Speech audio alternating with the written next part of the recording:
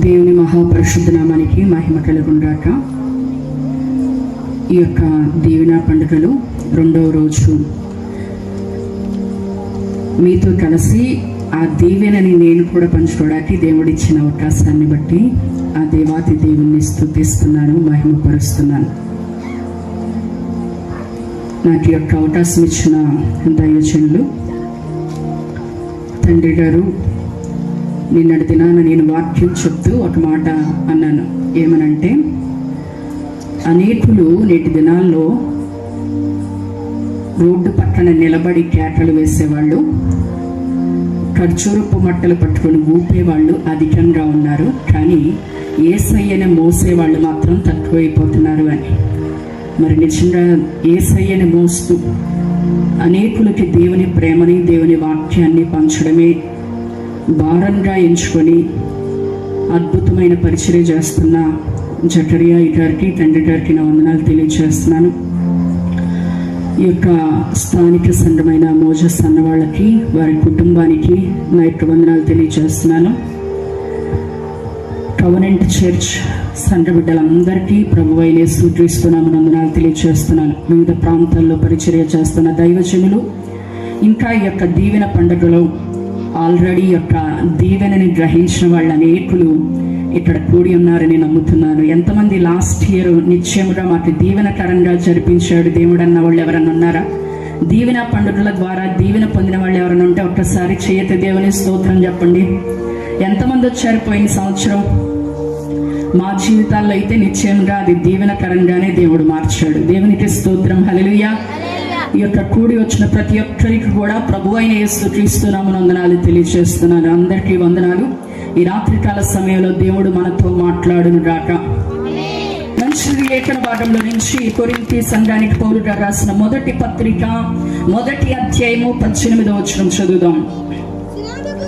సిలువను గురించిన వార్త నశించుచున్న వారికి వెర్రితనము గాని, రక్షింపబడుచున్న మనకు దేవుని శక్తి. ప్రతి ఒక్కరు కూడా తలలెత్తి నా వైపు చూస్తూ ఒక్కసారి మాట చెప్పండి. సిలువను గురించిన వార్త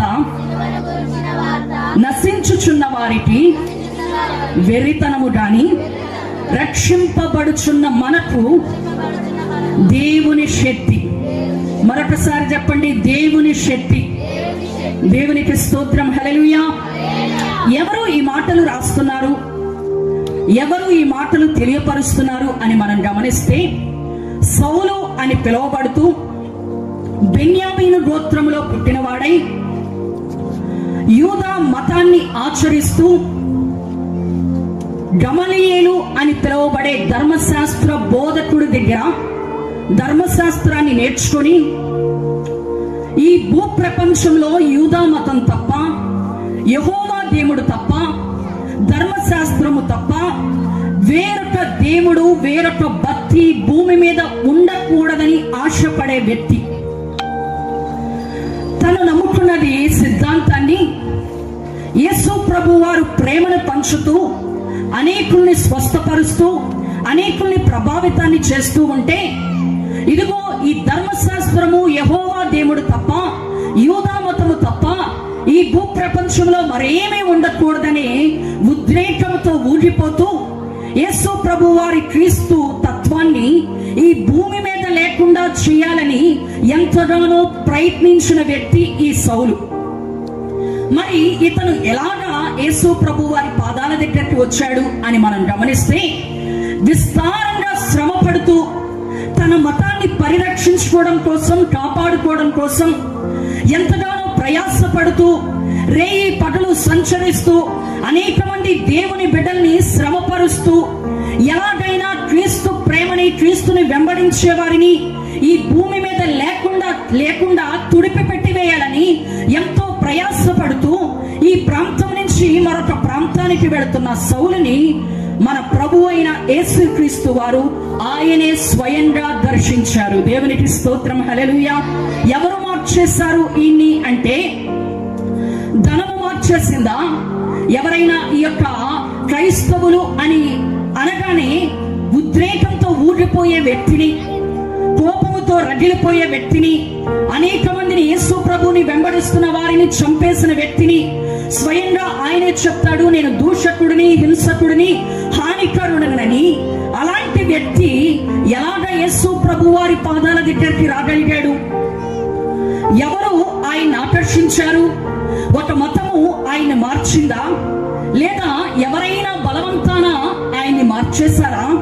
లేదంటే ఏదైనా డబ్బులిచ్చి ఆయన్ని మార్చేశారా? అంటే ఇవేమీ కాదు. కానీ యేసు ప్రభు వారు ఒక్కసారి ఆ సౌలుకి దర్శనం ఇవ్వగానే ఈ యొక్క హానికరుడైన, హింసకుడైన, దూషకుడైన సౌలుని మన ప్రభు అయిన యేసుక్రీస్తు వారు ఒక్కసారి దర్శించగానే ఈయన యేసు ప్రభు వారి కొరకు ప్రాణము పెట్టేంతగా మారిపోయాడు. దేవునికి స్తోత్రం, హల్లెలూయా. ఈరోజు ఎవరు కూడా ఈ యేసు ప్రభు వారి ప్రేమని లేకుండా చేయాలని ప్రయత్నించినప్పటికీ కూడా యేసు ప్రభు వారు ఆయన అనేకుల్ని ఆకర్షించి ఆయన ప్రేమలోకి నడిపిస్తూనే ఉన్నారు.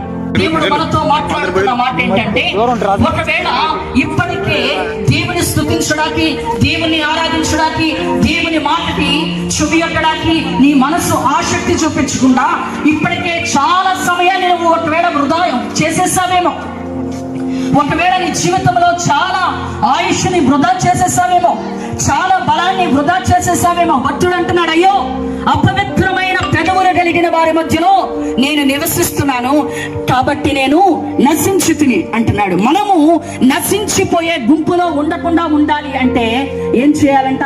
అపవిత్రమైన పెదవులు కలిగిన వారి మధ్యలో నివసించకూడదు. మరి ఎక్కడ నివసించాలి అంటే పరిశుద్ధులు నివసిస్తున్న ఈ ప్రాంతంలో నివసించాలి.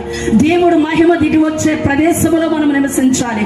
దేవుణ్ణి ఆరాధిస్తున్న ఆ స్థలంలో మనం నివసించాలి. దేవునికి స్తోత్రం, హల్లెలూయా. దేవుని సన్నిధిని ప్రేమించేవారిగా, దేవుని మాటకి చెవియొగ్గేవారిగా మనం ఉండాలి. దేవుని మాట అంటే అబ్బో ఏమింటాంలేండి, ఎప్పుడు చెప్పే మాటలేగా, ఎప్పుడు వినే మాటలేగా అనిపిస్తుంది. కానీ దేవుడు మాట్లాడినప్పుడు ఈరోజు నీ ప్రవర్తన ఏమైనా మారిందా దాని ద్వారా? అందుకే భక్తుడు అంటున్నాడు, ఈ నశించే గుంపులో ఉన్నవారంట అపవిత్రమైన పెదవులు కలిగిన వారి మధ్యలో నివాసం చేస్తారంట. మనమైతే ఏం చేయాలి? దేవుని మహిమ దిగి వచ్చే స్థలంలో మనం నివసించాలి. దేవునికి స్తోత్రం, హల్లెలూయా. దేవుని స్తుతించే ఆ స్థలంలో మనం నివాసం చేయాలి అంటున్నాడు భక్తుడు. నేను నశించుతిని అంటున్నాడు. ఇప్పటికే అపవిత్రమైన పెదవులు కలిగిన వారి మధ్యలో నీవు నివసించే వ్యక్తివైతే గనక ఈ రాత్రి దేవుడు ఆయన అగ్నితో నీ పెదవులను కాల్చునుగాక, ఆ అపవిత్రత నుంచి నేను విడిపించునుగాక. దేవునికి స్తోత్రం, హల్లెలూయా, హల్లెలూయా. మొట్టమొదటగా ఏముండకూడదంట? మనం అపవిత్రమైన పెదవులు కలిగిన వారి మధ్యలో మనము నివసించకూడదు. ఎవరైనా వ్యర్థమైన మాటలు మాట్లాడుతుంటే అక్కడి నుంచి మనం ఏం చేయాలి? వెళ్ళిపోవాలి. చూడండి, ఇంకో మాట చూపిస్తా. లూకా సువార్త యూదా రాసిన పత్రిక చూడండి. యూదా రాసిన పత్రిక 1వ అధ్యాయం 11వ వచనం.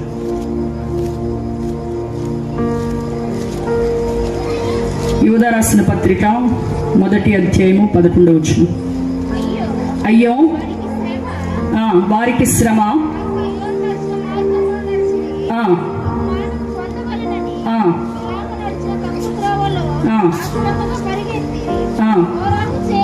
కోరాహు చేసినట్లు తిరస్కారము చేసి నశించిరి. దేవునికి స్తోత్రం, హల్లెలూయా.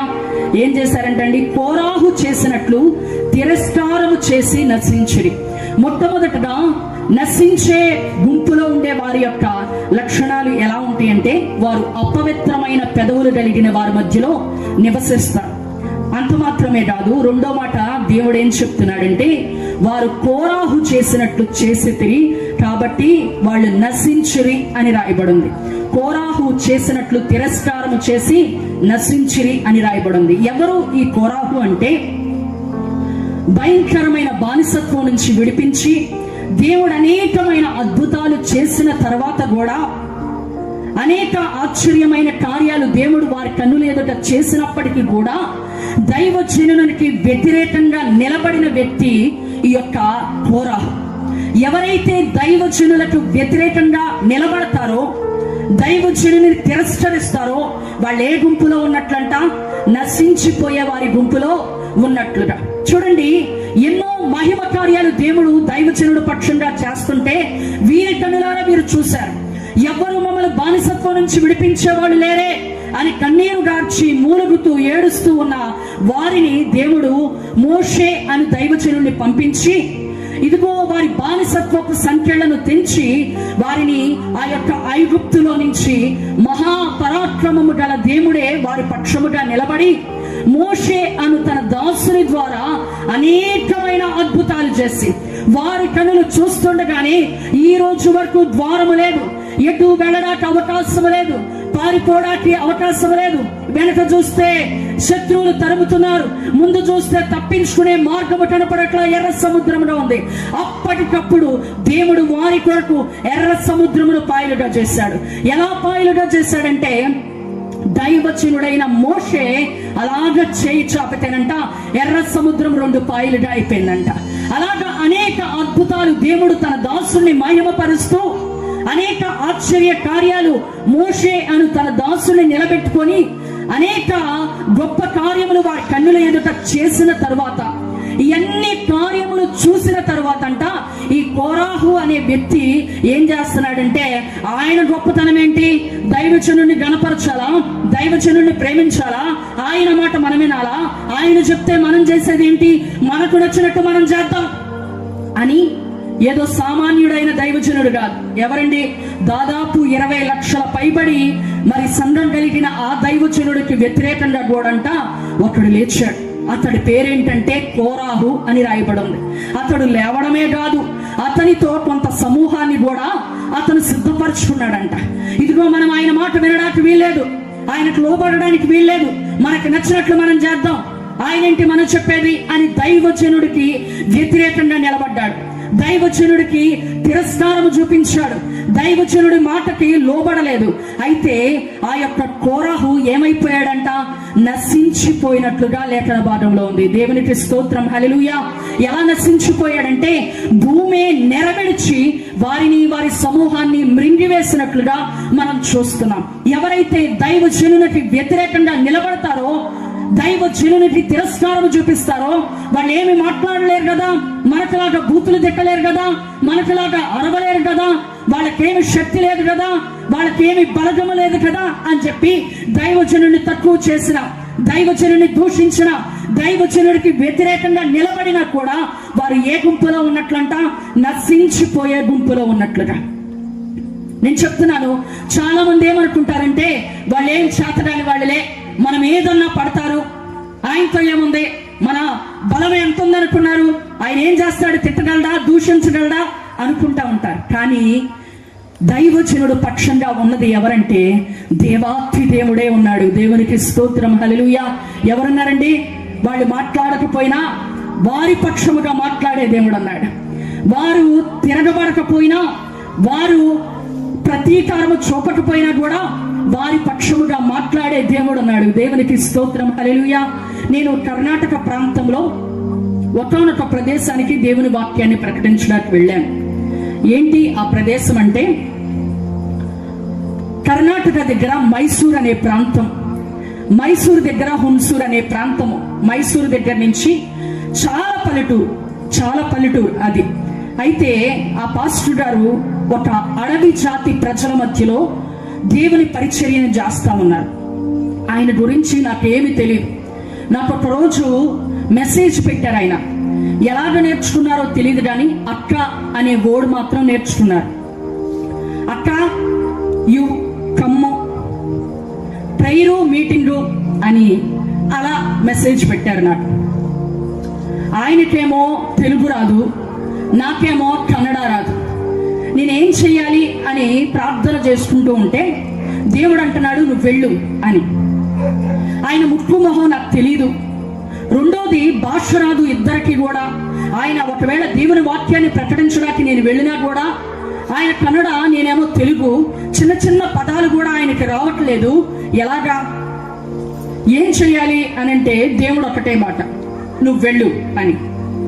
సరే అని ట్రైన్ టికెట్ తీసుకొని ఎక్కి ట్రైను బోరున ఏడుస్తున్నా. నేను ఏడుస్తున్నా. ఎందుకు ఏడుస్తున్నాను అంటే, నేను ఎందుకు వెళ్తున్నాను ప్రభువా, నాకు తెలీదు, వాళ్ళు ఎవరో ఎలాంటి వారో ఏంటో నాకేమీ తెలీదు, నేను ఎందుకు వెళ్తున్నానో నాకేమీ తెలీదు, నీకేమైనా తెలుసా అసలు ఎందుకు వెళ్తున్నాను నేను అని ఏడుస్తూనే ఉన్నా. ట్రైన్లో 18 గంటల ప్రయాణం అయితే 18 గంటలు ఏడ్చి ఏడ్చి నా కళ్ళు మొహం వాసిపోయింది. దిగాను, ఆ పాస్టర్ గారు వచ్చారు, నన్ను తీసుకొని వెళ్ళారు. ఎలాగో ట్రాన్స్లేషన్ చేసే వ్యక్తిని ఏర్పరిచితే అక్కడంట ఒక్కొక్క ట్రైబల్స్ కి ఒక్కొక్క భాష ఉంటుంది, ఒక్కొక్క అడవి జాతి ప్రజలకి వారికంటూ సపరేట్ లాంగ్వేజ్ ఉంటుంది, సపరేట్ భాష ఉంటుంది. వాళ్ళు కర్ణాటకలోనే ఉంటున్నా కూడా ఆ తెగ వాళ్ళందరూ మాట్లాడుకునే భాష వేరు, వ్యత్యాసం. చాలా మారుమూల పల్లెటూరు ఆయన ఉండేది.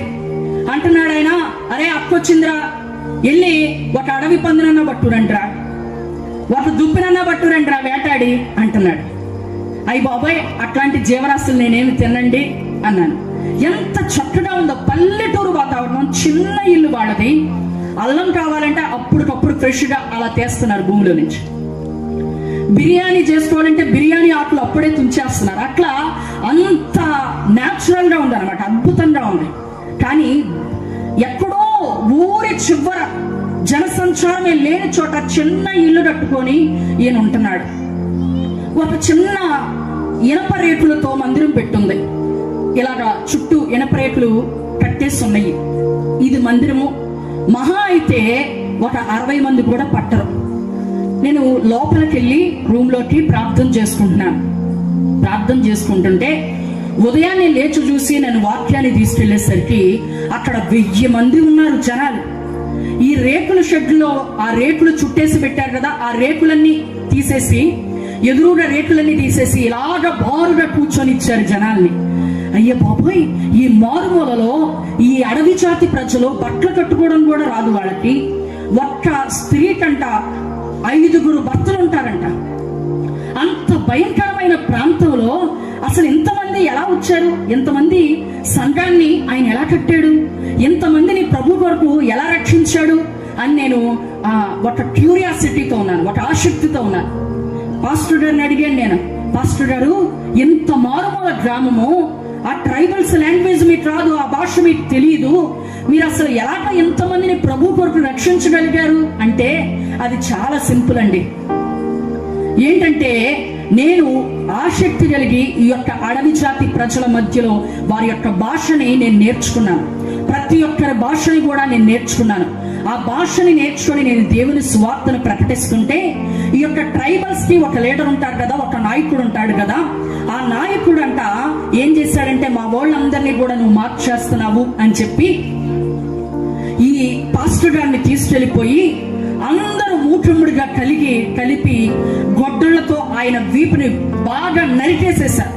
ఎవరికి చేతనైనట్లు వాళ్ళు నరికేసేసి ఆయన చచ్చాడు అని నిర్ధారణ వచ్చిన తర్వాత ఒక కొండ మీద తీసుకెళ్లి ఇక ఎవరికి కప్పెట్టే బాధ లేకుండా ఎవరికి కనపడకుండా పడేసేద్దాం ఆ కొండ మీద నుంచి లోయలో అనుకొని ఈ యొక్క చనిపోయిన ఈ పాస్టర్ గారిని తీసుకొని వెళ్ళి ఎత్తైన కొండ మీదకి వెళ్ళి ఆ కొండ మీద నుంచి అందరూ పట్టుకొని కాళ్ళు చేతులు పట్టుకొని ఒక్క ఇసిరేసారంట లోయలోకి.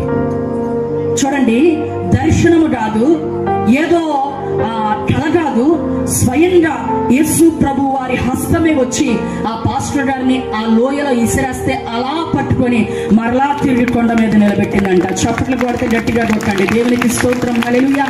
ఇది దర్శనము కాదు, కళ కాదు, నిజంగా సర్వశక్తిమంతుడైన దేవుడు ఆ దైవజనుడి కోసం దిగివచ్చి ఆయన హస్తం చాపి మరలా ఆ కొండ మీద నిలబెడితే మరలా ఏం చేస్తాడంట, రక్తము కారుకుంటానే ఆయన దిగిపోయి మరలా గ్రామంలోకి వచ్చి దేవుని సువార్తను ప్రకటిస్తుంటే ఇదిగో ఎవరైతే గొడ్డలతో నరికేశారో వాళ్ళు చూసి ఆశ్చర్యపోయి గడగడ వణుకుతూ అప్పుడు మోకరించి అంటున్నారంట, అయ్యా నువ్వు ప్రకటిస్తున్న దేవుడి గురించి మేము కూడా తెలుసుకోవాలనుకుంటున్నామని. దేవునికి స్తోత్రం, హల్లెలూయా, హల్లెలూయా. ఆయన చెప్తున్నాడు, సింపుల్ గా చెప్తున్నాడు ఆయన కన్నడ భాషలో. ఏమనంటే, ఎట్లా వచ్చిందయ్యా ఎంత పెద్ద సంఘము, ఇలాంటి ప్రజల్ని ఎలా రక్షించావయ్యా ప్రభు కొరకు అంటే ఆయన వెనక్కి తిరిగి చూపించి ఆయన చొక్కా ఎప్పదీసి చూపించి అంటున్నాడు, ఇదిగోండి ఈ కనిపిస్తున్నాయి కదా, ఇవి గొడ్డల పోట్లు, ఈ గొడ్డల పోట్లు నేను తిన్నాను కాబట్టి ఈ రోజు సంఘాన్ని నేను కట్టగలిగానని చెప్పాడు. దేవునికి స్తోత్రం, హల్లెలూయా. ఆ దైవజనుల పక్షంగా మాట్లాడే వాళ్ళు ఎవరు లేరు. కానీ జీవము గల దేవుడు అతని కొరకు ఆ యొక్క కొండ మీదకి దిగి వచ్చినట్లుగా మరి ఆయనే నిలబడి ఆ దైవజనుని గణపరిచినట్లుగా ఈరోజు దైవజనుని దేవుడు విడిచిపెట్టే దేవుడు కాదు. ఆయన పిలిచిన వాడు నమ్మదగిన దేవుడు. మీరు సహకరించినా సహకరించకపోయినా, మీరు ప్రోత్సహించకపోయినా, మీ కొరకు కన్నీరు కారుస్తున్న దైవజనుని మీరు గుర్తించకపోయినా, మీ కొరకు భారము కలిగి వారికి కలిగిన ఆశలు ఆలోచనలన్నీ కూడా పక్కన పెట్టేసి, ఇదిగో అనేకులు నశించిపోతున్న వారు ప్రభు కొరకు తరలించబడాలి, ప్రభు యొక్కకు రావాలని ప్రయాసపడుతున్న దైవజనుల్ని ఎవరైతే తిరస్కరిస్తారో, ఎవరైతే దూషిస్తారో, ఎవరైతే దైవజనుడికి వ్యతిరేకంగా నిలబడతారో వాళ్ళంట నశించిపోయే గుంపులో ఉన్నట్లే. ఈ రాత్రి దేవుడు మీతో మాట్లాడుతూ ఉన్నాడు. వాళ్ళ పక్షంగా ఎవ్వరూ మాట్లాడర్లేని, కానీ సర్వశక్తి మంతుడైన దేవుడు కలగజేసుకుంటే అది ఎలా ఉండిద్దో తెలుసా? ఆయన మహిమ కార్యాలు ఎలా ఉంటాయో తెలుసా? ఆయన ప్రజలందరూ చూస్తుండగానే ఆ దైవజనుని గణపరిచేశాడు. దేవునికి స్తోత్రం, హల్లెలూయా. ఈరోజు అపవిత్రమైన పెదవులు కలిగిన వారి మధ్యలో నివసించేవారు వారు నశించిపోయే గుంపులో ఉన్నట్లుగా, ఎవరైతే దైవజనుడికి వ్యతిరేకంగా నిలబడతారో, దైవజనుడిని దూషిస్తారో, దైవజనుడిని ద్వేషిస్తారో, ఆయనకి ఎదురు తిరుగుతారో వాళ్ళు ఏ గుంపులో ఉన్నట్లంట? అందరూ చెప్పండి, ఏ గుంపులో ఉన్నట్లు? అందరూ చెప్పాలి, వినపడాలి నాకు. ఏ గుంపులో ఉన్నట్లు? అయ్యి బాబాయ్, అంత కోపంగా చూస్తున్నారు ఏంటండి నా వైపు? అంత సీరియస్ గా చూస్తున్నారు. ఏ గుంపులో ఉన్నారంట వాళ్ళు? మరి రక్షించబడే వారి యొక్క క్రియలు ఎలా ఉంటాయో చూద్దాం. చూడండి, లూకా సువార్త 19వ అధ్యాయము 9వ వచనం. లూకా సువార్త 19:9.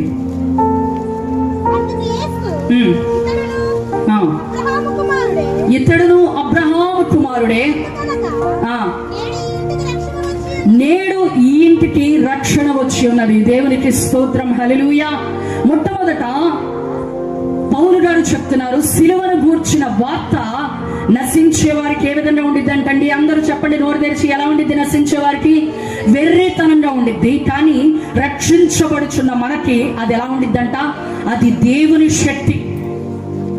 ఎవరో ఈ నశించిపోయేవారంటే అపవిత్రమైన పెదవులు కలిగిన వారి మధ్యలో నివసించేవారు, దైవజనుని దూషించేవారు. కొన్నిసార్లు మనం అనుకుంటాము, మన పిల్లలు దూషిస్తూ ఉంటే, మన పిల్లలు తక్కువ చేసి మాట్లాడుతూ ఉంటే, అయ్యో వాడికి తెలియదులేండి, వాడేదో తెలియక మాట్లాడుతున్నాడు, వాడి వయసు చిన్న వయసుగా, పెద్దయ్యాక వాడే తెలుసుకుంటాడు అంటారు. ఒక దైవజనుడంట ఒక ప్రాంతానికి వెళతా ఉంటే కొంతమంది పిల్లలంట ఆయన్ని దూషించడం మొదలెట్టారంట. ఏమని? బోడివాడా ఎత్తిపో, బోడివాడా ఎత్తిపో అని ఆయన్ని ఎగతాళిగా మాట్లాడడం ప్రారంభించారు. దైవజనుడైన ఎలీషా ఏమీ మాట్లాడలేదు, కానీ ఒక ఎలుగుబంటి వచ్చి ఆ రోజు 42 మంది పిల్లలని చీల్చివేసినట్లుగా మనం చూస్తున్నాం. మనం అనుకుంటాం చిన్నపిల్లలే కదా, వాళ్ళకేం తెలుసని. కానీ మన చిన్న పిల్లలకు కూడా మనం ఏమి నేర్పించాలంటే, దైవజనుడికి వందనాలు చెప్పడం నేర్పించాలి, గౌరవించడం నేర్పించాలి, వారిని ప్రేమించడం నేర్పించాలి. వాళ్ళకేం తెలుసండి అంటే, చిన్న పిల్లలే అయినప్పటికీ కూడా దైవజనుని అనేసరికి దేవుడు ఊరుకున్నాడా?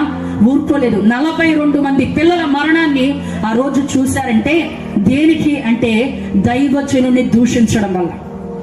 చాలా మంది మా పిల్లలండి, మీరు వస్తా దేవుడి మందిరానికి, ఇంటి దగ్గర టీవీ పెట్టొస్తారు, ఆడెక్కడ ఉంటే అల్లరి చేస్తాడు లేదు. ఎలా తెలుసుకుంటారు వాళ్ళు దేవుని మాటలు? ఎలా తెలుసుకుంటారు వాళ్ళు దేవుని ప్రేమని? అన్నమ్మ గారు మరి ఏం చెప్పిందో ఏం చేసిందో తెలియదు, కానీ పాలు విడిచేసరికి సమూయేలునంట దేవుని సన్నిధిలో దేవునికి పరిచర్య చేయడానికి తీసుకొని రాగానేనంట అక్కడ యెహోవాకి మ్రొక్కెను అని రాయబడి ఉంది. దేవునికి స్తోత్రం, హల్లెలూయా. ఎవరండి? 16 సంవత్సరాలు వచ్చిన వ్యక్తి పాలు విడిచిన సమూయేలుని దేవుని సన్నిధికి తీసుకురాగానే ఆయన ఏం చేస్తున్నాడంట? యెహోవాకి మ్రొక్కుతున్నాడంట.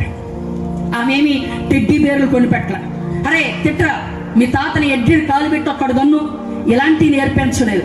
బహుశా ఆమె చెప్పుండిద్దేమో, చిన్న మందసం చూపించి, దేవుని మందసం అంటే ఇలా ఉండిద్ది, దానితో నువ్వు భయభక్తులతో పరిచర్య చేయాలి, దేవుని మహిమ అక్కడ దిగి వస్తుంది. నువ్వు చాలా నమ్మకంగా ఉండాలి అక్కడ అని పాలు ఇస్తూనే ఏమి నూరు పోసిందో తెలియదు కానీ దేవుని సన్నిధిలో విడిచిపెట్టండి అని అంట ఏమైపోయాడంట సమూయేలు, యెహోవాకి పరిచర్య చేయువాడాయను అని ఉంది. దేవునికి స్తోత్రం, హల్లెలూయా. పాలు విడిచిన వ్యక్తిని దేవుని సన్నిధికి తీసుకొస్తే ఎలా అయిపోయాడంటండి, ఏకంగా యెహోవాకే పరిచర్య చేసేస్తున్నాడంట. దేవుని సన్నిధిలో అన్ని చక్క పెట్టేస్తున్నాడంట. ఎలా వచ్చింది ఈ జ్ఞానము, చిన్నవాడే కదా అంటే ఈ యొక్క దేవుని సన్నిధిలో దేవుని మాటలు చెప్పకపోవడం వల్ల, చిన్నపిల్లల్ని భక్తిలో పెంచకపోవడం వల్ల 42 మంది పిల్లలు మరణించినట్లుగా మనం చూస్తా ఉంటే, తన తల్లి దేవుని మాటలు చెప్పడం వల్ల ఒక గొప్ప దైవజనుని తయారు చేయగలిగింది. దేవునికి స్తోత్రం, హల్లెలూయా. యెహోవాకి పరిచర్య చేస్తున్నాడంట దేవుని సన్నిధిలో. ఈరోజు మీ పిల్లల్ని ఎప్పుడైనా దేవుని సన్నిధి తీసుకొచ్చి పరిచర్య చేయడం నేర్పిస్తున్నారా? అయ్య బాబాయ్ అక్కడ తీసుకొస్తే ఏయ్యో పనులు చేపెడతారండి, మా వాడు అసలు మా ఇంటి దగ్గర చేయడు, ఆ పనులన్నీ మేము చేయమండి, కందిపోతాడు, కష్టపడిపోతాడు అంటారు. రేపొద్దున ఆడేం చేస్తాడంటే నీ మాట కూడా వినకుండా తయారైపోతాడు. దేవుని సన్నిధిలో ఉంటే ఆయన భయము, ఆయన భక్తి వస్తే గనక ఏమైంది, మన బైబిల్ నేర్పిస్తుంది. తల్లిదండ్రుల్ని సన్మానించాలి, వాళ్ళని ప్రేమగా చూడాలని ఏం నేర్పించింది? బైబిల్ నేర్పించింది. అప్పుడు ఏం చేస్తాడు వాడు పెద్దవాడు అయిన తర్వాత, అమ్మ నువ్వు చెప్పినట్లే నేను చేస్తానమ్మా, నువ్వు చెప్పినట్లే నేను వింటాను అంటాడు. రేపొద్దున నీ పిల్లలు నీ మాట వినాలంటే నువ్వేం చేయాలి? దేవుని సన్నిధిలో పరిచర్య చేయడం నేర్పించాలి. మండలగిరి దగ్గర బేతపూడి అనే చిన్న గ్రామంలో మేము పరిచర్య చేస్తా ఉంటే చిన్న పిల్లల్ని, చిన్న పిల్లల్ని తీసుకొచ్చి దేవుడి సన్నిధిలో విడిచిపెట్టేస్తారు. పెద్ద పిల్లల్ని కాదు, అప్పుడే నడకొస్తా ఉంది చూసారా, ఆ పిల్లలను కూడా దేవుడి సన్నిధిలో తీసుకొచ్చి విడిచిపెట్టేస్తారు. ఎందుకు? ఉదయాన్నే తీసుకొచ్చి సాయంత్రం తీసుకెళ్ళిపోతారు. అక్కడ మిమ్మల్ని చూస్తూ ఉంటే మీ ప్రభావము, మీ ప్రవర్తన వాళ్ళని ప్రభావితం చేస్తుంది. అక్క మీ ప్రభావం వాళ్ళ మీద పని చేస్తుంది, మీ యొక్క ప్రవర్తన వాళ్ళని ప్రభావితం చేస్తుంది. అక్క ఇక్కడ ఉంచుతాం అక్క అని చిన్న పిల్లల్ని విడిచిపెట్టి వెళ్ళేవాడు. కొంచెం మాటలు వచ్చిన పిల్లలు మందిరం పైనుంచి చక్కగా మెట్లు అన్ని ఊడ్చుకుంటా వచ్చేసి స్కూల్ బ్యాగ్ తగిలించుకొని ఉదయం 6 గంటలకల్లా వచ్చేసి స్కూల్ బ్యాగ్ పక్కన పడేసి అవన్నీ మందిరం అంతా నీట్గా చేసుకొని 8 గంటలకి స్కూల్కి వెళ్ళిపోయేవాళ్ళు. మళ్ళీ స్కూల్ నుంచి రాగానే యూనిఫామ్ తీసేసి కాస్త ఫ్రెష్ అయ్యి ఏదో కొంచెం పెట్టేసి అమ్మ పెట్టింది తినేసి మళ్ళా దేవుడి సన్నిధికి వచ్చి చిన్న ప్రార్థన చేసుకొని మరలా ఏదైనా పని ఉంటే దేవుని మందిరంలో చూసుకొని వెళ్ళేవాళ్ళు. వాళ్ళు దేవుని మందిరమే పనిగా బ్రతుకుతా ఉన్నారు. అర్థమవుతుందా? చిన్న పిల్లలకి ఒకసారి ఇలాంటి మీటింగ్ జరుగుతూ ఉంటే ఒక గుడ్డి పిల్ల ఒక 5.5-6 సంవత్సరాలు ఉంటాయి. అప్పుడప్పుడే దానికి మాటలు వస్తూ ఉంటే నాతో నా స్నేహితులు కొంతమంది మీటింగ్కి వచ్చారు. దేవుని శక్తి అయి ఉన్నదంట. దేవునికి స్తోత్రం, హల్లెలూయా. ఈరోజు మీరు కూడా నశించిపోయే గుంపులో ఉన్నవారైతే గనక ఈ దీవెన పండుగల సందర్భంగా ఆయన దాసురాలుగా మీరు చెప్పవలసిన మాట ఏంటంటే, ఇప్పటికీ మీకు ఒక అవకాశం ఉంది. రక్షించబడే గుంపులోకి రావడానికి మీకు అవకాశం ఉంది. ఏం చేయాలి మీరంటే, యేసు ప్రభు వారిని మీ జీవితాల్లోకి ఆహ్వానించగలిగితే గనక, యేసు ప్రభువే నిజమైన దేవుడిని అంగీకరించి బాప్తిసం తీసుకోగలిగితే గనక దేవుని యొక్క బలమైన కార్యాన్ని నీ జీవితంలో నువ్వు చూడబోతున్నావు. దేవునికి స్తోత్రం, హల్లెలూయా. అనేది నువ్వు చూడాలి అంటే గనక, నీ జీవితంలో ఆయన మహిమ కార్యాన్ని నువ్వు పొందుకోవాలంటే గనక ఎక్కడికి వచ్చేయాలంట? నువ్వు రక్షించబడే గుంపులోకి రావాలి. రక్షించబడే గుంపులోకి రావాలంటే యేసయ్యని నీ జీవితంలోకి చేర్చుకోవాలి. అంత మాత్రమే కాదు, యేసయ్యని నమ్మి ఏం చేయాలంట? బాప్తిసాన్ని తీసుకోవాలి. ఎంతమంది రక్షణ పొందిన బిడ్డలు ఉన్నారు ఇక్కడ? చేయొద్దండి ఒకసారి. రక్షణ పొందిన బిడ్డలు ఎంతమంది ఉన్నారు? రక్షణ పొందని వాళ్ళు ఎంతమంది ఉన్నారు? ఇలాగ దేవుని సువార్త ఎందుకు? బోల్డ్ అంత ఖర్చు, ఎక్కడ వర్షం పడిపోయిద్దోనని టెన్షను, ఈ ఎండలకి ఎక్కడ వర్షం వచ్చిందో తెలీదు, విపరీతమైన ఎండ, ఎంతో ప్రయాస, ఎంతో డబ్బులు ఖర్చు. ఎందుకు ఇలా స్వార్థ సభలు పెడుతున్నారంటే, నశించిపోతున్న గుంపులో ఉన్న వాళ్ళు ఈ రక్షించబడే గుంపులోకి రావాలని.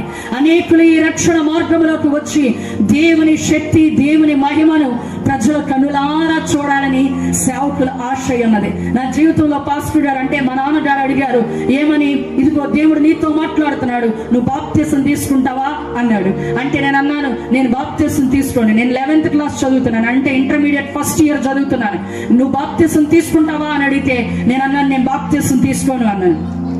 అప్పుడు దాకా మీరు నమ్మండి, ఒక సినిమా థియేటర్ ఎలా ఉండిద్దో మాకు తెలియదు. ఒక కార్యక్రమాలు, ఏ పెళ్ళిళ్ళు, ఏ కార్యక్రమాలకు మేము వెళ్ళి ఎరగము. దేవుడు పని దేవుడు పని దేవుడు పని అని బ్రతుకుతున్నాం. అయినప్పటికీ మా నాన్నగారు అడిగినప్పుడు నువ్వు బాప్తిసం తీసుకుంటావా అంటే నేను అన్నాను, నేను తీసుకోను. అప్పుడే ఏం బాప్తిసం, పెళ్ళయ్యాక తీసుకుంటాడే అన్నాను. అంటే మా డాడీ ఒక క్వశ్చన్ వేశాడు. ఏమనంటే, నేను రెండే అడుగుతాను. ఒకటి, ఎందుకు బాప్తిసం తీసుకోవడానికి వెనకాడుతున్నావు? ఇంకా ఏదన్నా పాపం చేయాలని ఆశపడుతున్నావా అన్నాడు. రెండో మాట అన్నాడు, ఈ రోజే దేవుడు వచ్చేస్తే ఏం చెప్తావు? నేను పెళ్లి చేసుకున్న తర్వాత పరలోక రాజ్యానికి వస్తానులేయా అంటావా? నేను మీ అమ్మ అందరం కూడా వెళ్ళిపోతాం పరలోక రాజ్యానికి, నువ్వు ఒక్కదానివే విడవబడిపోతావు. నా కూతురు కదా అని పరలోక రాజ్యానికి దేవుడు నిన్నేం తీసుకెళ్ళడు. నువ్వు కూడా రక్షణ పొందితేనే, బాప్తిసం తీసుకుంటేనే, ఆయన సొంత రక్షకుడుగా నీ జీవితంలోకి ఆహ్వానిస్తేనే రక్షించబడతావు.